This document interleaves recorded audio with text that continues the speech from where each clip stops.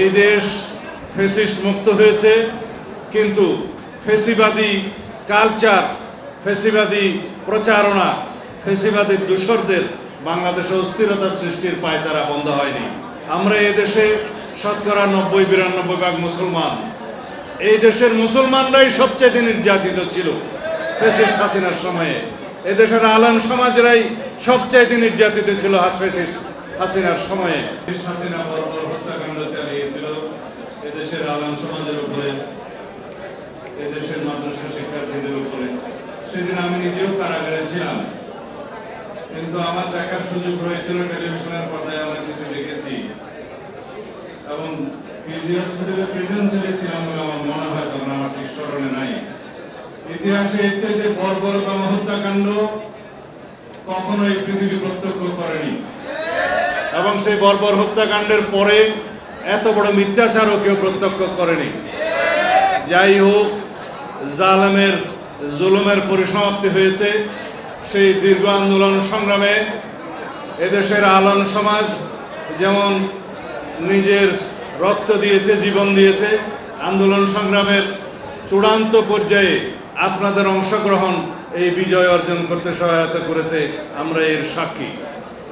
এই দেশ ফ্যাসিস্ট মুক্ত হয়েছে, কিন্তু ফ্যাসিবাদী কালচার, ফ্যাসিবাদী প্রচারণা, ফ্যাসিবাদী দূষরদের বাংলাদেশে অস্থিরতা সৃষ্টির পায়তারা বন্ধ হয়নি।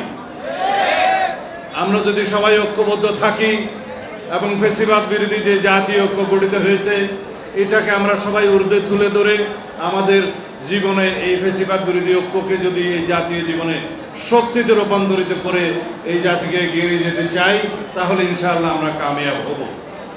আমরা এদেশে শতকরা 90-92 মুসলমান। এই দেশের মুসলমানরাই সবচেয়ে নির্যাতিত ছিল ফ্যাসিস্ট হাসিনার সময়ে।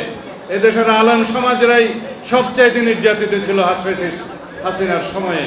সুতরাং আমাদেরকে লক্ষ্য রাখতে হবে, ইসলামের শিক্ষা অনুযায়ী বাংলাদেশে আমরা সবাই হিন্দু, বৌদ্ধ, খ্রিস্টান, মুসলমান সবার মধ্যে একটা একতা, সবাই যেন আমরা সিটিজেন হিসেবে এই দেশে বসবাস করতে পারি।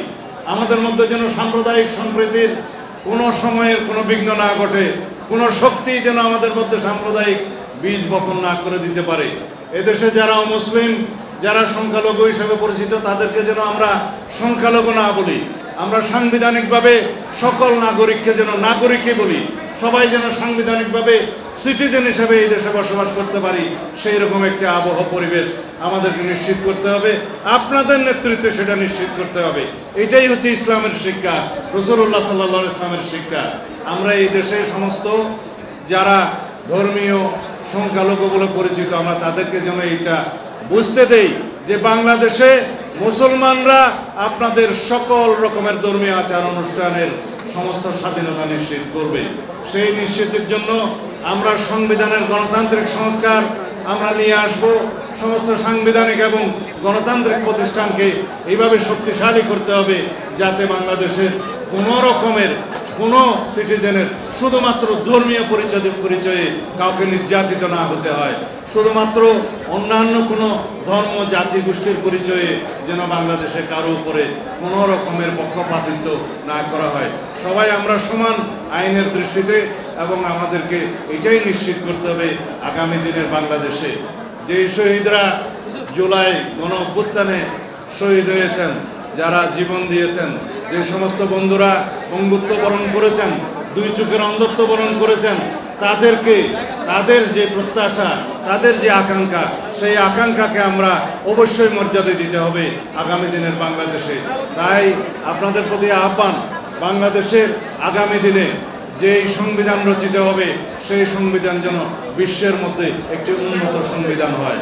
যে সমস্ত বন্ধুরা বলছেন যে যারা গণপরিষদের মাধ্যমে নতুন সংবিধান চান, আমি তাদের উদ্দেশ্যে বলতে চাই, আপনারা সংস্কার কমিশনে ব্যাপক সংস্কার প্রস্তাব দিয়েছিলেন। আপনাদের একজন প্রতিনিধি সেই সংস্কার কমিশনে সদস্য হিসেবে দায়িত্ব পালন করেছে। সুতরাং আমরা অন্যান্য রাজনৈতিক দলগুলো আমরাও ব্যাপক সংস্কার প্রস্তাব আমরা সেই কমিশনগুলোতে দিয়েছি। আসুন সবাই মিলে একটি শক্তিশালী একটি জাতীয় সংসদ বিনির্মাণ করি, যেখানে সকল সংস্কার প্রস্তাবগুলো আলাপ আলোচনার মধ্য দিয়ে জাতীয় ঐক্যমতের ভিত্তিতে গৃহীত হবে এবং সেই সংবিধানকে আপনারা নূতন সংবিধান হিসেবে অভিহিত করুন, আমাদের কোনো আপত্তি নাই। এবং এই বাংলাদেশকে আপনারা যদি মনে করতে পারেন আপনাদের মতো একটি রিপাবলিকের নামকরণ করবেন, সেটা আপনাদের রাজনৈতিক আকাঙ্ক্ষা থেকে, দলীয় আকাঙ্ক্ষা থেকে আপনারা সেটা নামকরণ করতে পারেন, কিন্তু যেই নামেই ডাকুন না কেন সেই বাংলাদেশে আমাদেরকে সবাই সমৃদ্ধির সাথে বসবাস করতে হবে।